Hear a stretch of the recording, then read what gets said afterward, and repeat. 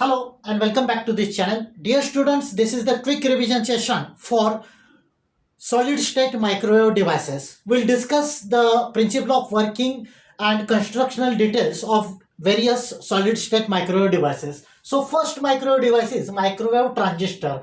This diagram shows constructional details of microwave transistor. Here N plus substrate is used, above which N-type epitaxial layer is placed, which is acting as a collector.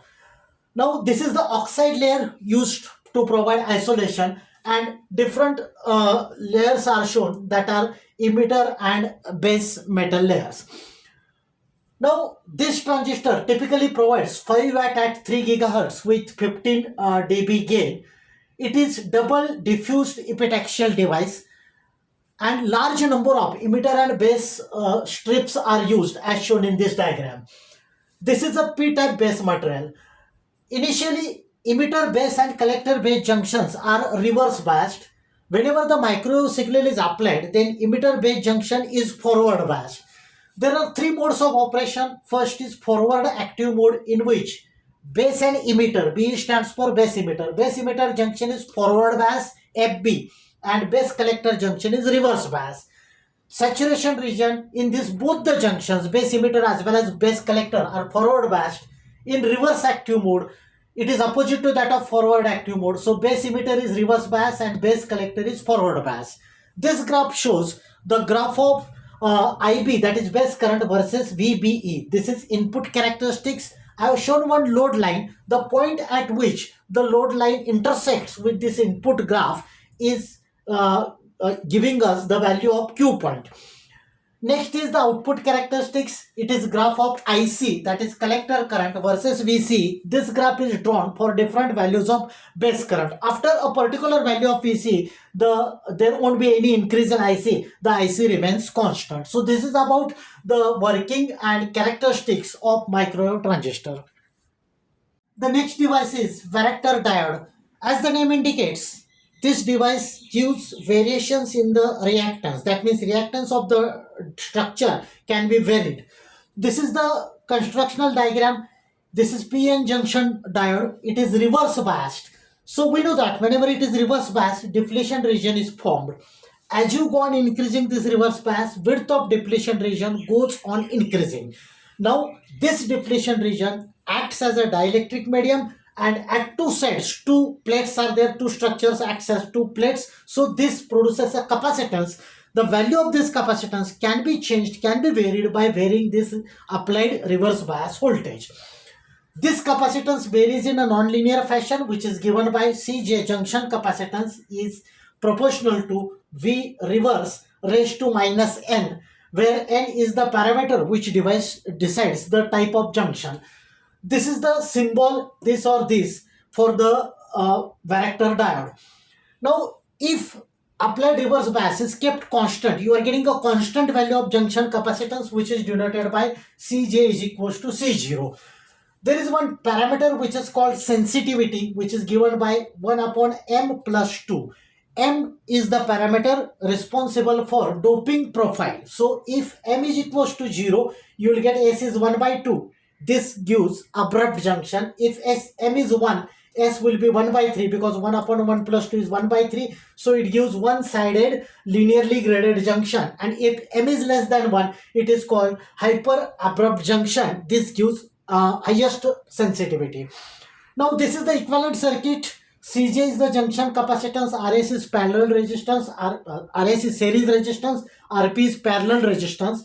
The quality factor of this device is given by square root of Rp upon 4Rs. As you increase this reverse bias voltage, the width of this depletion region goes on increasing and capacitor goes on decreasing, because capacitance C is inversely proportional to the width of structure. Applications include harmonic generation, then voltage variable tuning, mixing and detection of microwave signals used in active filters, then for modulation of microwave signals, and varactor diodes are also used in parametric amplifier. Next is PIN diode. As the name indicates, between P and N region, intrinsic layer is placed. So this device is made from high resistive p-type silicon. Then this structure is as shown in figure. This P plus material is obtained by depositing boron, then N plus region is obtained by depositing phosphorus material. This I layer is actually the highly resistive P region.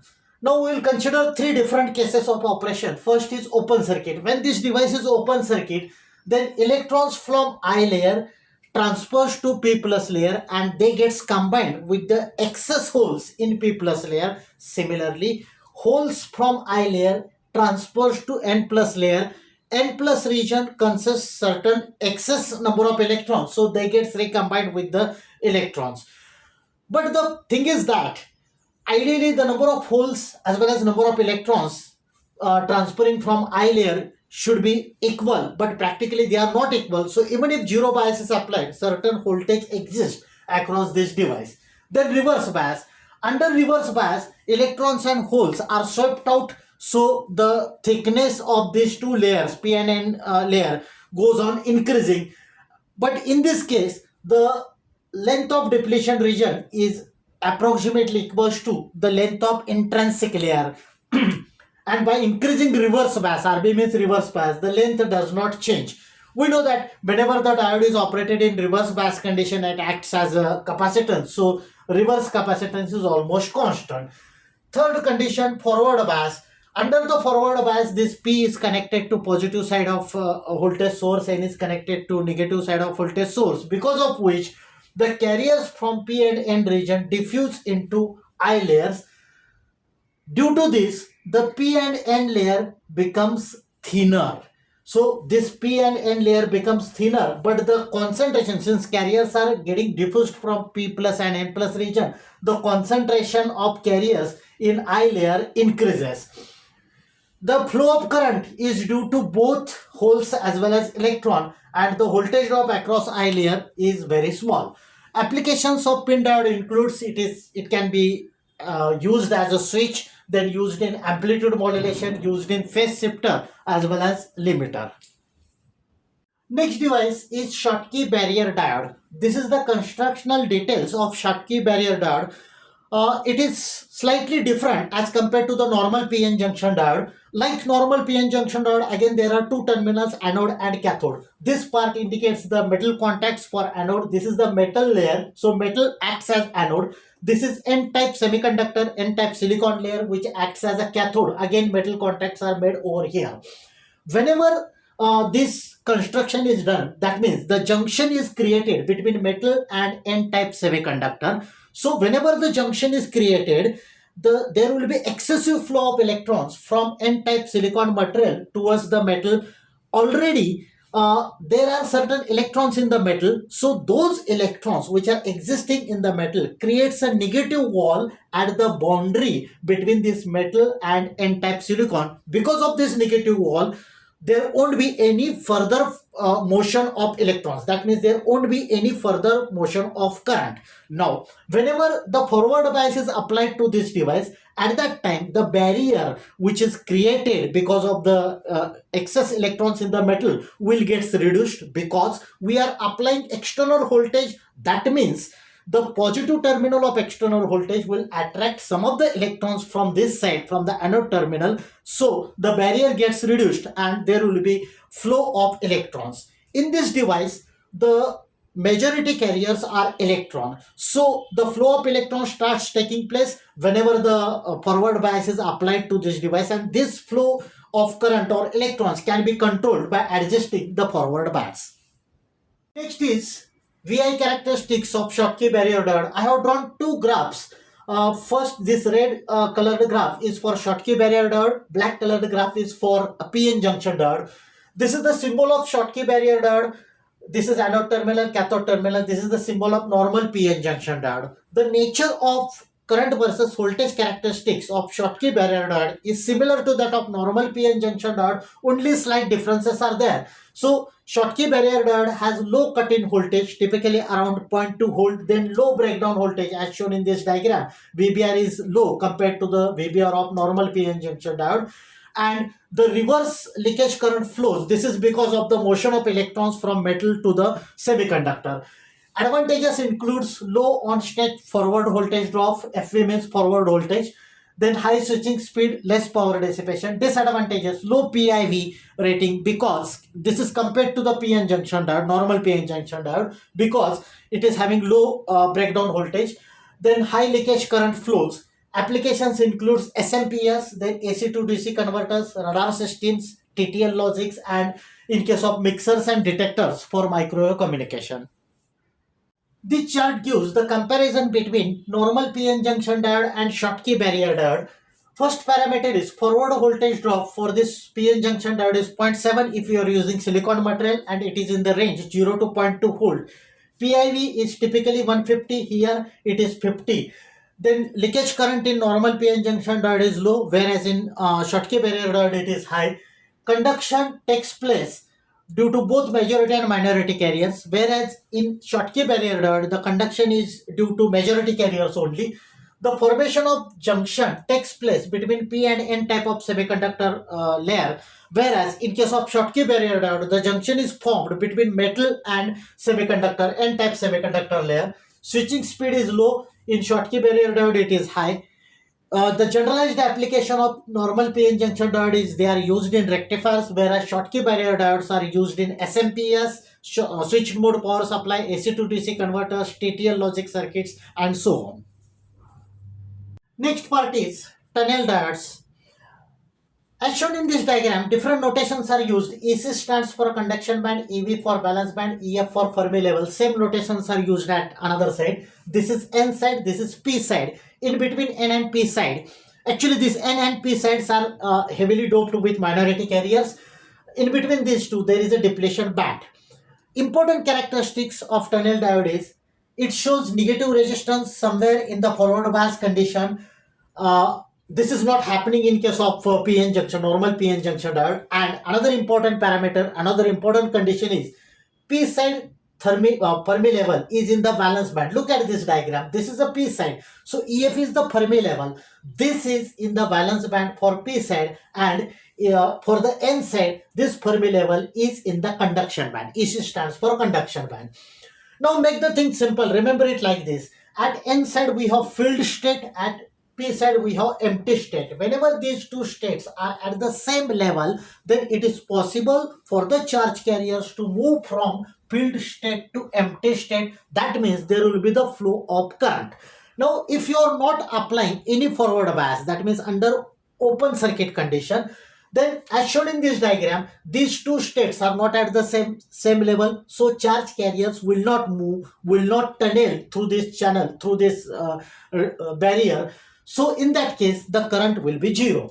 If you apply some positive voltage, one more thing, there is one maximum voltage across this tunnel diode which is denoted by Vp, and corresponding maximum current is denoted by Ip, where P stands for peak values or maximum values. If you apply certain forward bias and the condition is 0 less than V is the applied forward bias, less than Vp is the maximum value, then this field level will be slightly shifted upward. So some of the charge carriers of this N side will be at the same level at that of empty state, so they will start tunneling through this barrier, but it will produce a very less amount of current.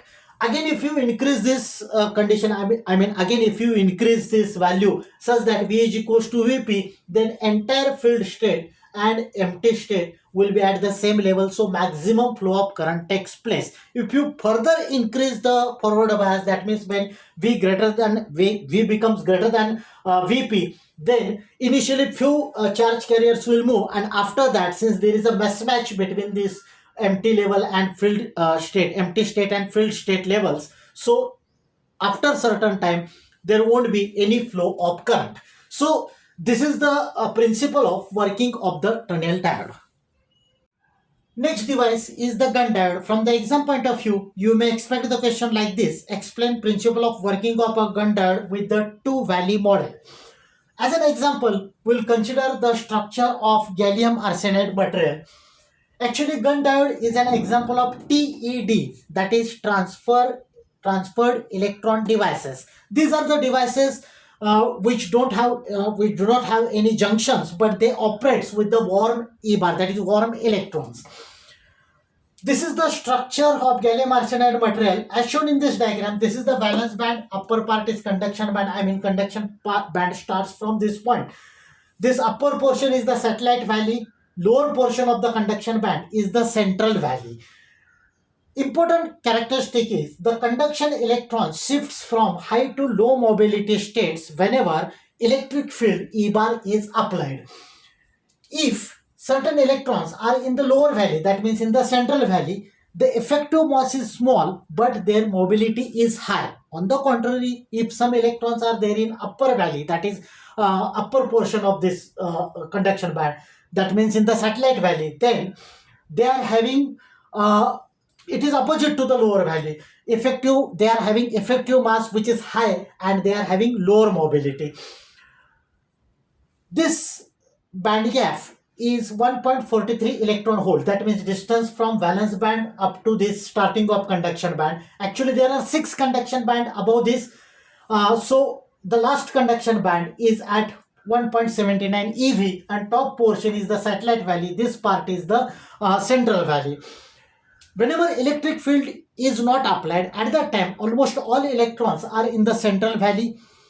But whenever electric field is applied and it goes on increasing, then electron gets strikes with the photons because we have applied electric field, because of which the kinetic energy of electron gets increased and electron starts moving in the upper direction. That means they will start entering into the satellite valley. So after a particular stage, you are continuously increasing the applied electric field. After a particular stage, ideally all electrons will shift in the satellite valley.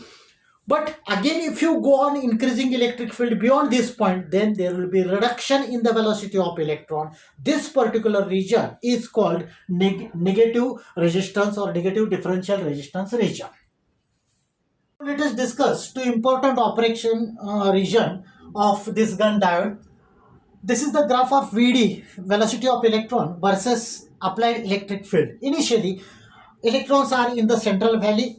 Whenever electric field is applied, it goes on increasing, then velocity goes on increasing. This relation is VD is mu1, that rather mu, mobility of electrons, into E. But this happens up to a certain extent. That means up to this value ET is the threshold value. Once the applied electric field reaches ET, and again if you go on increasing the value, then velocity starts reducing. This particular region is called negative differential region.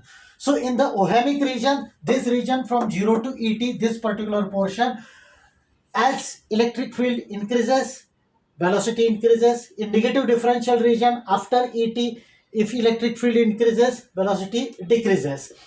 So the existence of drop in the mobility with increase in E bar is electric field, creates negative conduction. This effect depends on the bulk properties of the semiconductor and not on the junction. So this is about the ohmic region and negative differential region of Gunn diode. Next is avalanche transit time devices. These are abbreviated as ATTD. Under this, there are two types of diodes. One is impact and another is trap diode. So in case of avalanche transit time devices, there is a delay between voltage and current, and it is arranged, this delay is arranged in avalanche mode along with the transit time. In this case, there is a negative resistance. So this is the major characteristic of ATD. In case of impact, that is impact avalanche transit time diode, it shows negative resistance. That means under DC operating conditions, the current decreases as voltage increases. In case of AC operations, the current and voltage are 180 degree phase shift.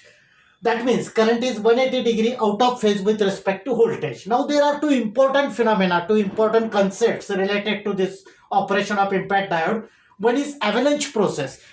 We know that under reverse bias condition, if PN junction is reverse biased, then the minority carrier starts flowing. If you go on increasing the reverse bias, then the velocity of minority carriers goes on increasing. Such minority carrier strikes to the crystal lattice and produces more electron and hole pairs. This is the avalanche process. In this case, you are getting an amplified current which is given as I is equals to M into I0. I0 is reverse leakage current, M is the multiplication factor. Second phenomena is the saturation process. Almost in all semiconductor devices, the saturation process takes place. In case of PN junction, the motion of electrons is with the drift velocity, that is Vd. And for silicon material, it is around 10 raised to 4 volts per meter. This diagram shows the construction of impact diode. It consists of N plus layer, then P region, P plus layer at the other side, and in between this, intrinsic layer is created. As we discuss, the major characteristic is there is 180-degree phase shift between current and voltage. This phase shift is the time delay which is required in the avalanche multiplication process.